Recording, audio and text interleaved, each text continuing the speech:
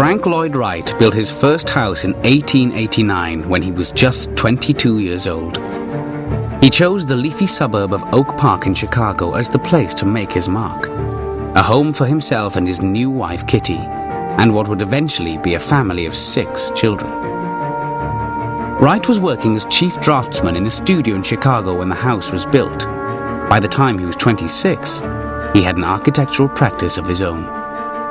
Mr. Wright was just beginning his career at that time when he moved to Chicago, and so he used this home as an experimental laboratory where he would try out ideas and develop his architectural style.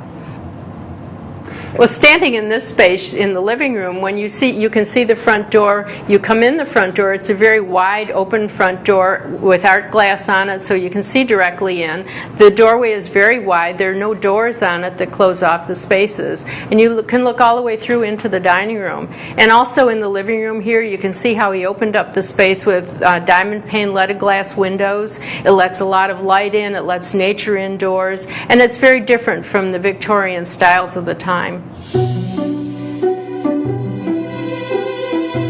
Wright was clearly reaching towards a new concept in his own home. But it was when he began to build for local clients that his ideas really took off.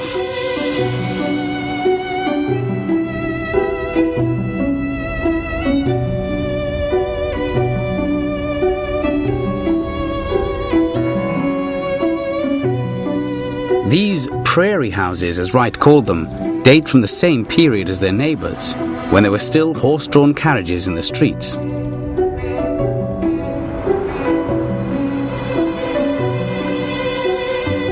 But they are even more modern on the inside. By dispensing with dividing walls, Wright created a dramatic sense of light and space. He called it breaking the box. In his autobiography, he describes exactly what he thinks people should do with the house.